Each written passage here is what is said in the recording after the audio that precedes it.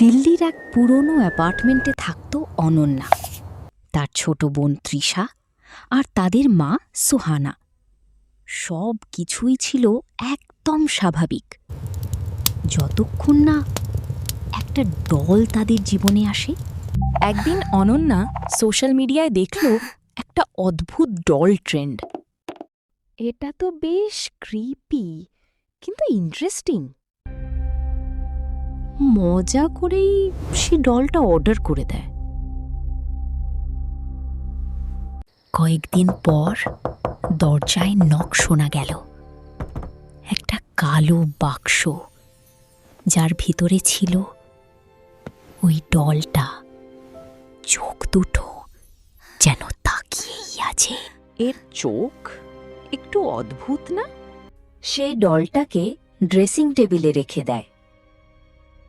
রাতে সব কিছু বদলে যায়। অনন্যা আয়নার সামনে দাঁড়িয়েছিল, আর তখনই সে দেখল ডলের রিফ্লেকশন দেরিতে নড়ছে।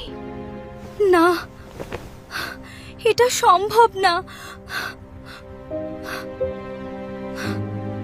সে ভেবেছিল এটা শুধু তার ভুল, কিন্তু ভয় তখনই শুরু। সকালে উঠে সে দেখল ডলটা মেঝেতে পড়ে আছে। তৃষা, এটা নামালি? না দিদি, আমি ছুঁয়োনি। হঠাৎ মোবাইলের নোটিফিকেশনটা বেজে উঠল। একটা ছবি, যেখানে অনন্যা ঘুমাচ্ছে আর তার পাশে দাঁড়িয়ে আছে ডলটা। আমি তো এটা তুলিনি।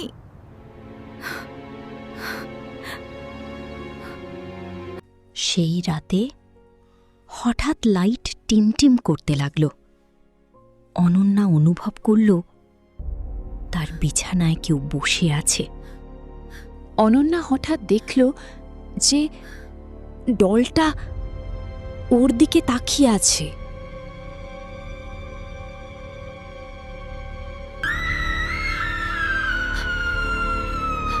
হঠাৎ আয়না ফেটে গেল।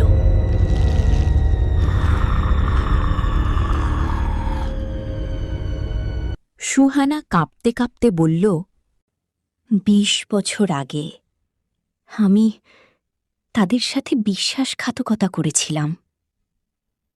একটা ছোট ছেলে আমিন, যে এখন ফিরে এসেছে। এরপর সবকিছু শেষ হয়ে যায়। চিৎকার, অন্ধকার আর মৃত্যু। পরের দিন ঘরে কেউ ছিল না, শুধু একটা ডল। আমি এখনো এখানে আছি।